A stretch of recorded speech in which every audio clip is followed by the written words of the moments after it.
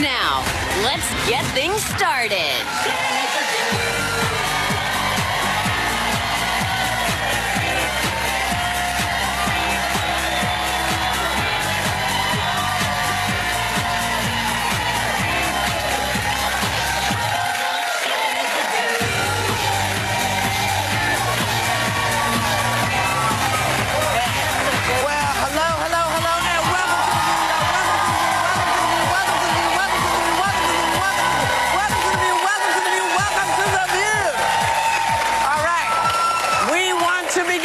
Saying Happy Chinese New Year, according to the... Yes. And I had it down, and now I forgot how to say it in Chinese. But I had it for like a good 15 minutes, but now it's gone. So all I can say is Happy Chinese New Year. According to the calendar, the Chinese calendar, it is the Year of the Pig. Starts today. That's perfect for the Me Too series thing that we're going through. Isn't it the Year of the Pig? Oh, yeah. Isn't it? Perfect.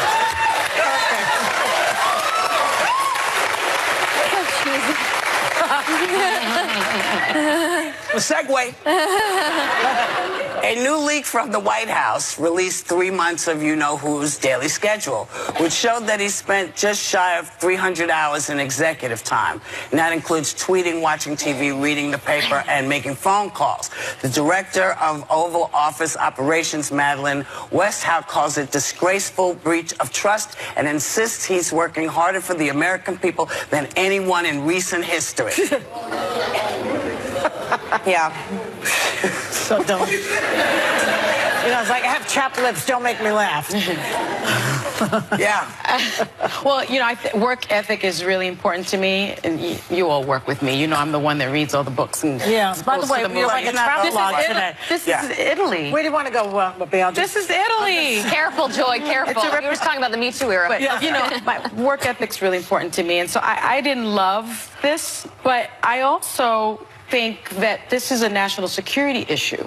Like, you don't release the schedule of the President of the United States. I think that's pretty despicable. I mean, it shows that perhaps the people that work for him don't like him very much, but you just don't do this. This was... Well, I think they're scared. They're scared because he's so unstable. They don't know what he's going to do next.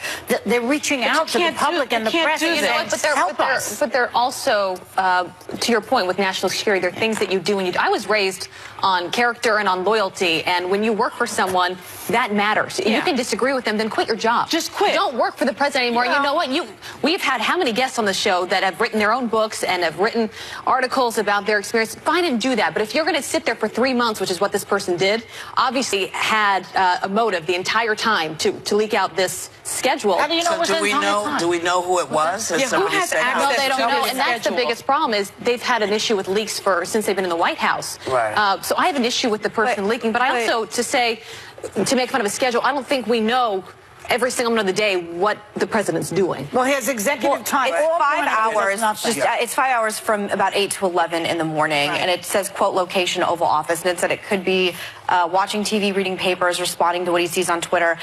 We know in real time that he's watching morning shows like Fox and Friends because he tweets in response to it in the morning. Some of this we can intuit just by reading his Twitter and having a brain. I will say I've actually never heard of executive time before. I've heard of downtime for candidates and for principals, which normally means if you're doing events all day, you take a nap for an hour and a half to eat lunch and whatever. You have a day off on the weekend, but this is an excessive amount of time for us not to be knowing what he's doing. Listen, maybe in some Never Never land, he is speaking with national security people about God knows what. Occam's razor, the likelihood of that, I think he's probably watching cable news and making phone calls. He's on social media. But I do think what's interesting about this is that 72% of Americans, which is a high majority, according to a Morning Consult poll, say that they don't agree. He is excessively tweeting all the time. And again, we can just see it in real time. Don't you think in a way it's good that he's not doing? Imagine the damage he could do if he did something. In a way, it's like, good. Just watch TV. That's true. Don't pay attention. I mean it. But when you look at schedules of presidents past. That's particularly He had the strange. nerve last week. The Washington Post reported that last week he took a tour of the White House, and he takes people over and he says, "See that chair? That's where Obama watched basketball all day long." Yeah. This is and Obama's people came out and said that was not true, that he didn't do that. Apparently, he has the least in common with George W. Bush. Said that Bush lived by a very strict schedule. He woke up at roughly 5:15 a.m. most days. Obama had a very strict schedule, just like Bush. He was known to work extremely late. He would wake up very early and start his day with a workout. But they said that Trump may be most like Clinton, actually. That Clinton typically started his day around 9 a.m. and met with his chief of staff. What was his executive time about? Yeah, but you know what? You know what, though? I don't have that on my card. But here's the thing, though. He never ran as a normal candidate. He never said, I'm going to go in there and be presidential. I'm not going to go. President Trump, he didn't say, I'm going to have the same schedule that every president had. Well, no, and people still voted for him. But I think when you become a public servant, the idea and onus would be that you get up in the morning and start working for the American people. And when he's tweeting cable news hosts and people and like a lot, I mean, for me, this is a lot. I just know the kind of work ethic my father had just on the campaign and in his schedule every day going into work, and he works like an animal. To the point that like he spent less time with us as a family because of it. And for me, again, it doesn't take a lot, but it doesn't take a genius to understand what he's probably doing in the morning. He's obsessed with cable news. He's spending, in my opinion, too much time watching it. But he doesn't sleep a lot. My point is that why are we surprised? He's been tweeting cable news since before he got into office. 5 hours seems excessive even by his standards. But again, we're not in the Oval Office for those 5 hours, knowing exactly what's going on. You know what we can agree on, all of us? That the fact that that this is he's working harder than any other president at this time. I think we can all agree that's probably not so. Yeah. Listen, I think it's depressing. I think it's depressing to have this conversation. And your point about it being a national security issue is a valid one. Listen, we should not know our absolutely a valid one. But, you know, we have one lady saying he's working harder than any president in recent history. You know, who knows? Maybe it ended up in the garbage can and somebody picked it up. In this White House, you don't know how stuff gets leaked. I don't know. Yeah, it's 3 months worth of his schedule, right? Yeah, Who has access to that? You do now. I know, right? And speaking of, you know, who the State of the Union is tonight. So we'll be discussing this tomorrow. And I will be on ABC News tonight. Okay. FYI. So in case you want to hear the tape. Come on, I had to slide that in, Joy. Come on. I got to be here till midnight. Let me slide it in. All right. That was very Barbara Walters. It was? Yes. Oh, thank you. Wonderful. Well, okay. Does anyone care about the guest list tonight? No, I was about the thing. I'm going to watch it, but I'm going to watch Nancy Pelosi.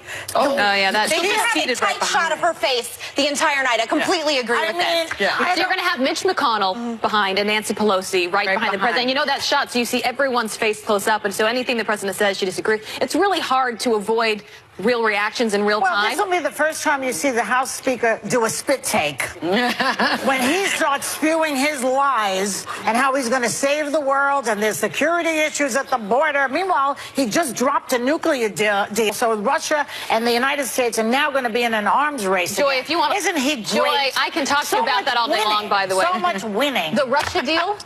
Joy, was Russia following through on that deal? Is that something we should have kept?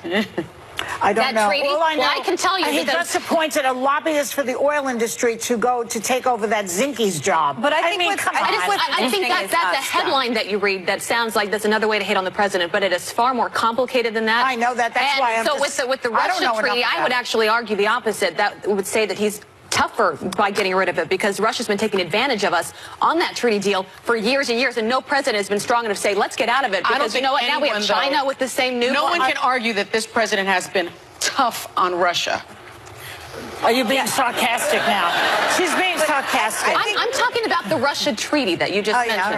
Whatever. Well, did you guys know anything about it? Should we talk more deeply? Well, because not right now, because today is Black History Month, FYI. And just for the record, I mean, I know a lot about Russia. I spoke in front of Parliament about the Magnitsky Act. I get that, but we're moving on right now because we're saluting 2 young people who prove the future's looking bright. Oh, yeah. First up, Amoy Antoinette, the 8-year-old internet superstar from Atlanta, Georgia, who schools people on college-level neuroscience topics from cell division to synapses in videos she posts from her bedroom lab. She plans on becoming a neurosurgeon when she gets older. And Nicholas Buwama, the 7-year-old author whose vocabulary building book, Kayla and Kaylee, The Walking Dictionaries, Volume 1, was recently added to the Library of Congress. His future plans include attending MIT, becoming a mechanical engineer, and look for Kayla and Kyle at The Walking Dictionaries Volume 2 to hit bookshelves this summer. So if you have any doubt that kids are out there doing their thing, this should help you realize that, yes, they are. We'll be back. Later, the heat is on.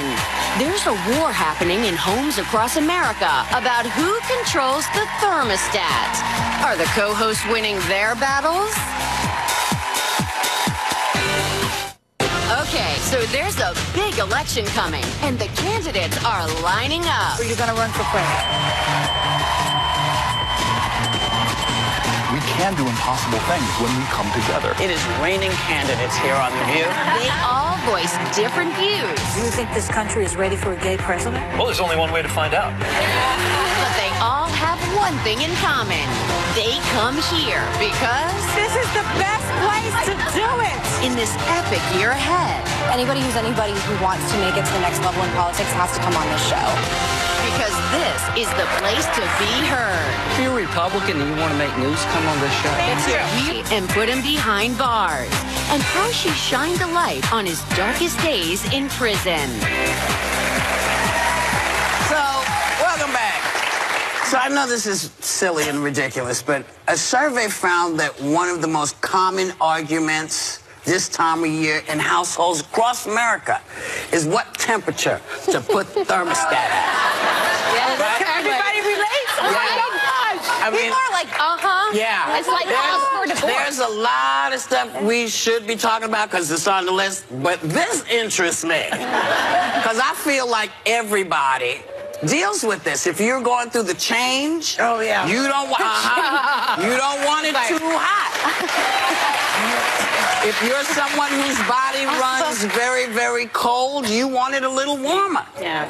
So what do you with do? twins. Oh, the hormones are through the roof right now. Yeah. So the night, it's got to be ice cold. I think it's probably similar to when you're going through the change, I imagine. Because my mom bought this huge fan, I remember, in her room. Or she just opened the freezer and just like put her head in there all day long. But it's a problem because my husband, it's like it's freezing in here. And I'm like, well, you can go on the couch because I'm pregnant with twins. And I'm going to get the temperature the way I want it. Well, we fight in our house over because Paloma and I are always cold and Manny and Gabriel are always hot. And so Manny keeps the thermostat at about 67, 68 throughout the entire house. So we all bought, that's Manny actually, we all bought comfies. I bought comfies for everybody. And we all have them on. That's Gabriel. Paloma has it on. And that was just what we agreed on. It was like, if we're going to all be So you lost the battle? 68 degrees, yeah.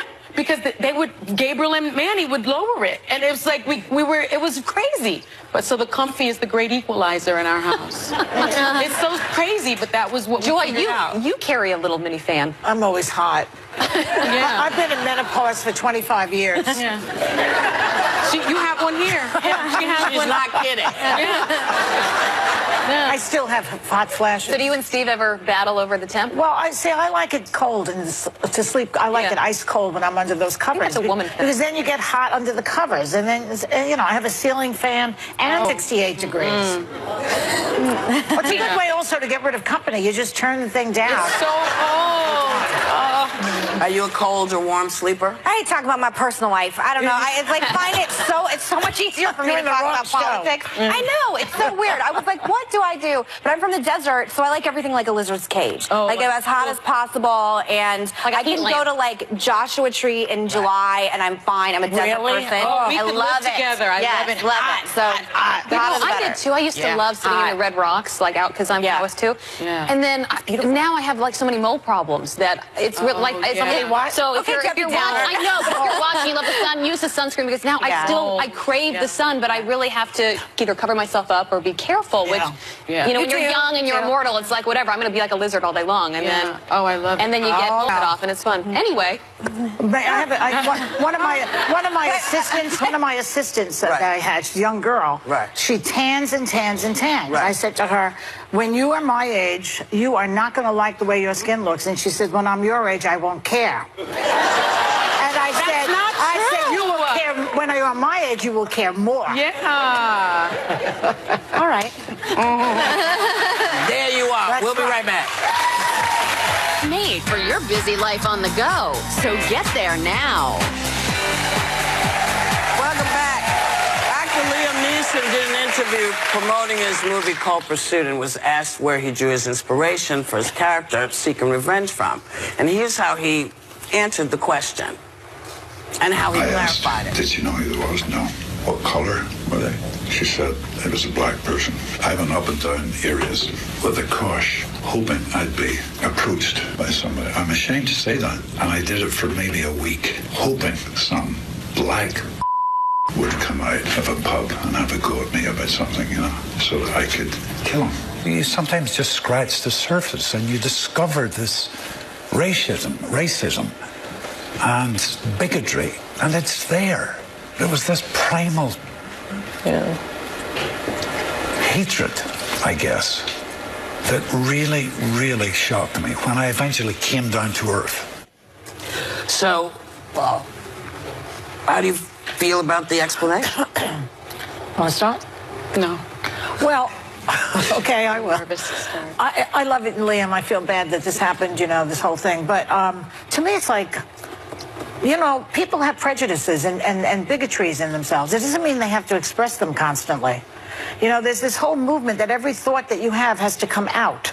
You know, I think that it's such an ugly thing to be racist or to be bigoted or to have these type of feelings in yourself.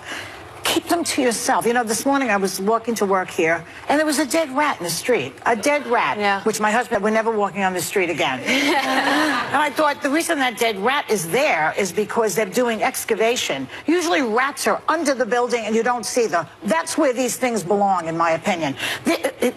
There's something has been ignited in this country and around the world that people just feel free to say these horrible things to each other. And I think it's better to keep your big mouth shut. For the most part, I agree. But let me make an addendum. If there was a conversation, I'm not against conversations about race. I will go there. But I think it's difference between two Harvard professors or people who are intelligent people having conversation about the subject. That is instructive. But to just vent your venom and your hatred, and I will give him this, the guy was stressed out and probably in a very strange state of mind because of what happened to him. And, you know, his wife died unexpectedly. But that's not, it's not it's connected. Not an excuse. It's not, I'm just making sure everybody realizes. What he says happened is he came, let's be clear, he came back, and someone who was very, very dear to him told him that she had been raped. He asked her a whole bunch of questions, and he also asked her what the guy looked like. He went out then, in his rage, and it was a black man, and in his rage and anger, he went out to try to start a fight. That was the story he told. Now, this wasn't last month. This wasn't a year ago. This is 30 years ago he's talking about. So I hear what you're saying, but what he was doing was explaining where he got his ability to act in these movies, the process? What his process was. So he was not saying, listen, I'm just explaining because I want to make sure that it doesn't sound like you're calling him a racist. No, which I don't think that's what you're doing. I'm not talking about him in particular. I'm talking about people venting these prejudices that lie there dormantly, and then everybody feels it's open season on saying terrible things about each other. But I actually that's what I don't like. I'm glad he didn't cancel his appearance this morning on GMA because he easily could have and just shied away from it, and he didn't, and he addressed it. And I actually had a different reaction than you, Joy. I found what he said refreshing in a way and so not PC at a time when maybe the conversation doesn't need to be PC, because he admitted that he had problems. He admitted that he had thoughts that were bad, and that he regretted, and that he said he got help for. Yeah. And I think it's in these conversations, and Meghan, you said this yesterday about just what the NFL's going through. It's the lack of these types of conversations that don't get us anywhere. And so seeing him out there on the morning show saying, I admit, I struggled, and I had these dark thoughts that you never want to admit publicly, but he was there admitting it and saying, I was wrong to feel that way. Right. I actually found that at a time we're in, to not be PC, I found that helpful and maybe can move the conversation to a better place. See, I didn't want to start the conversation because I'm so confused by what I heard and what I saw, because he was talking about how he processes his acting and how he taps into this rage. And he taps into this rage by going back to this feeling that he had when he found out that a dear friend of his was raped by a black man, and how he went searching through the black areas of Ireland to seek out a black man to harm. And I understand very well, I think, how you would feel if a loved one was harmed, and how you would want to harm the person that did that to them, the person that did that.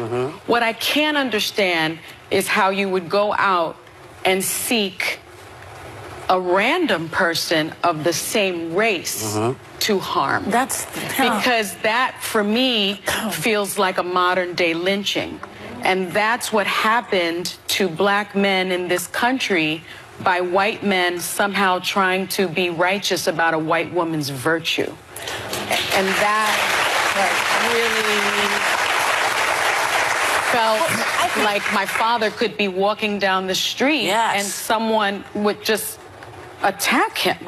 And for Liam to still be using that experience as his inspiration to tap into and to talk about it while he's promoting a movie. I didn't understand. I still don't understand. I think it's what it is it's if he had acted on it, it's a modern day hate crime. And the definition of a hate crime is a criminal offense against a person or property motivated in whole or part by an offer's bias against a race, religion, disability, sexual orientation, ethnicity, gender, or gender identity. So that if he had acted on it, he would be a person who had committed a hate crime. For some reason, I thought of Matthew Shepard in Laramie, Wyoming, which is a hate crime against a young gay. It's a really horrific, violent crime against a young man that is terribly graphic, and he was targeted because he was gay. And it happened in 1998. And I think sometimes when we're walking around, we think that, as you are all pointing out very well, that racism and bigotry and homophobia is something of the past. And I think we're sitting here today realizing that maybe we haven't come as far culturally, not only in our country. He's not an American, and again, it's his country as well, and in Europe and England. And that I think it's important to have conversations. I also think it's important to recognize it for what it is. Had he acted on it, it would have been a hate crime. That being said, I like Liam Neeson. And this also, Sonny, I do think of him in a little bit of a different way right now. I'm sorry. No, You're making... go ahead. Oh, no, by all means. Yes? Sorry. Okay. Oh, I'm sorry, we have to leave. Okay, all right. Hey, we were speaking about Liam Neeson and his comments, and I was saying that although he was seeking out to act on this, he did not commit a hate crime. And it is good that he recognizes the deep darkness and offense and bigotry that was inside him at that moment, and sought help and didn't, thank God, act on it. That's right. Yeah. I mean, listen, I'm not going to lie. There have been times when things have happened and I've gone directly to what someone is. Someone, whether you're driving a car and you look like, well, in the old days when I could still drive, you know, if you look like somebody that shouldn't have been driving, I cussed you out as that person. People walk around sometimes with rage. That's what happens. Is he a bigot? No, I've known him a pretty long time. I think I would have recognized. I've been around a lot of real bigots. You know, so I can say this man is not one. But let's remember back, 1984. Do you remember Bernard Goetz? Of course. Yes. You know, people were calling the police to congratulate the subway vigilante. So let us not forget that we've seen this in other people and perhaps in ourselves. So you can't be surprised that somebody whose loved one is attacked. is angry and wants to go out and attack. Yeah. What he did go on to say, which we didn't show you on GMA, is that he realized that it was too dark for him. He went and got himself help, and he's sort of found himself talking about this in a way that he was surprised to find, because it wasn't something that he thought, well, this is the middle of the conversation. He told this story to someone, and it's in the thing. So, well, it has provoked a conversation at this table and in a lot of places. I just want to reiterate that I believe in constructive conversations about race at all times. I just don't think people should spew. That's my issue. There's a reason why people don't say those things in front of me, because they know I do not like that. I will not go there. And so, good, keep quiet. I don't want to hear it. That's where I'm at. Well, if someone comes up to you and says something that's kind of off, but what do you do if you did something in your past? What do you do? If you say, here, this is what I did. So now, do you not say this is where I got to and I got myself out of it? Is that helpful? I never know, because, you know, I walk a very crooked line sometimes. You know, I do, because I'm not perfect. Sometimes I say stuff, sometimes I do stuff, and that's what happens, and I hear it when I do it on the show. Can we forgive? But I think actually, I mean, how's time really up? Because clearly I'm messing this up today. I actually think it's very important to have conversations, and there's another example is there was a man who was a member of I believe the KKK who reformed himself and now gives motivational speeches on how he was sort of mentally taken to the place where he could commit the kind of actions he could. And I do think people can atone and people can reform, and I actually think that having open dialogue and not being scared to admit the error of your ways is important. And you know, there before the grace of God go all of us. Before the, you know. So you know what? Shake it off. Know that you will be better whenever you make yourself better. We'll be back. How did the son of civil rights giant Reverend Jesse Jackson go from following his father's footsteps as a leader to doing time in federal prison? What did his mother do that helped him survive behind bars? Former Congressman Jesse L. Jackson Jr. and his mother Jacqueline are live on The View. Next. Hey, welcome back. The son of civil rights pioneers Jesse and Jacqueline Jackson was poised to continue his family's legacy of leadership as a Chicago congressman, but his life took a different turn in 2013 when he was sent to federal prison for campaign finance fraud. Now, Congressman Jackson and his mother share how strength, hope, and faith got them through all of this in a new book called Loving You, Thinking of You. Don't forget to pray. Letters to My Son in Prison. Please welcome Jacqueline and Congressman Jesse L. Jackson Jr.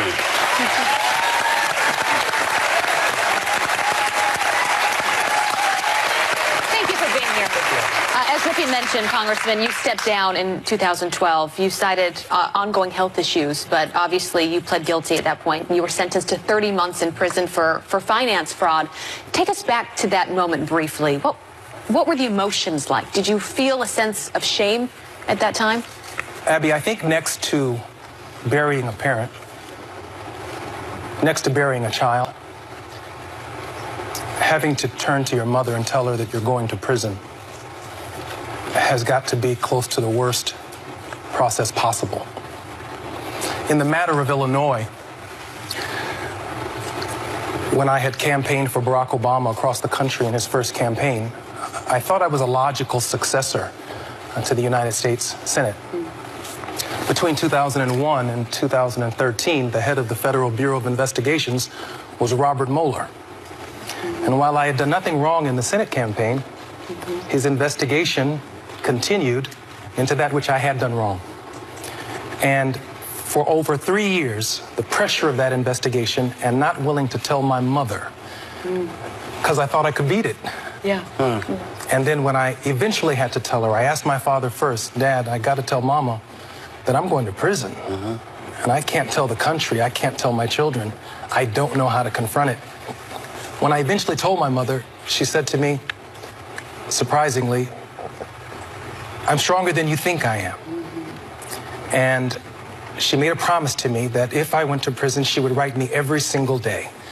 And that's what she did. I presented her that book and those letters as a self-published work, and I didn't expect it to be picked up by Skyhorse Publishing, and they did. And here and it this is. was my way of saying thank you to my mother. Yeah, and it's so wonderful. Oh, boy. Yeah, it's so lovely. Before the sentencing, your mom wrote a letter to the judge, which in part said this: growing up in the shadow of his father, C. Jr. has always tried desperately to live up to the expectations we have had for him. I think perhaps too hard. How hard was it to grow up in his shadow? Sonny, I never saw it as a shadow. I saw it as sunlight. I thought my father cast a tremendous amount of light on all of his children. My mother wrote that to Judge Amy Berman Jackson. Yeah. That's Paul Manafort's judge. That's Roger Stone's judge. Yeah. And the lady who had given birth to me on March 11th, 1965, now was pleading for my life before the judge. And I never wanted to live to see the day that my mother would have to write that letter to a federal judge to plead for my life. Did you feel that you were too hard on him? No. First, I want to preface, let me thank all of you for this opportunity, and I want to commend you on the work that you share with the American public. And my friends told me to tell you, thank you for giving them a voice. Thank you so much for having us. First, that letter consists of about 7 or 8 pages. Anyone in this particular circumstance want to tell everything. So I went to a friend who is Dr. Lenora Moraney, who helped me to put it on the computer. And I said, I want you to write all of this because I want her to read it. She said, Mrs. J, they're not going to read all of this, so you have to go and edit it. And I asked her to do it for me, and she said, no one is going to help you do this. It must be done on your own. So you see just a small sampling of my plea to her. My son was guilty of a nonviolent crime. And I do feel that today we need to seriously look at the prison industrial complex and nonviolent offenses. When we think of crime, crime hurts and creates pain. But justice heals and restores and repairs. And there are many things that those who have been accused of nonviolent crimes can do in service of their community, as opposed to spend the time languishing in a penal institution. I was going to say, you played a part in some of that service in helping your son. Those letters that you wrote were really a lifeline for you. You talked about daily errands, family gossip, even Bible passages. And I lost some friends because of that. The gossip part? How did that get you through? When in prison, particularly federal prison, every day at 4 o'clock, there's a federal count. They count every inmate in the entire system. You need to be by your bed, the guards come by, and they count you. The census is then turned into the Bureau of Prisons. After 4 o'clock count, there's mail call. And the CO would say, mail call, mail call. And all of the inmates would come and gather around the CO passing out the mail. And they would say, Jackson, Jackson, Jackson, Jackson. And I would watch men by the dozens at the end of mail call. Their heads would drop. Tear up. That's right. Because they had been abandoned. And when I say a lifeline, Abby, I mean my mother never abandoned me. And she kept in touch with me through that process. I close just by saying this. There's some talk about Bill Cosby being Dr. Huxtable, because there's reality and there's unreality in prison. People expect him to be a doctor. That's what they see. Listen, this is an extraordinary book, and if you have someone who's been incarcerated, you want to get this, because you don't want folks coming out not knowing what's going on in the world. This will show you how you can make it better. Thank you guys for coming. Members of our audience, you are all lucky enough you getting a copy of the book. Loving you, thinking of you. Don't forget to pray letters to my everybody. We'll be right back.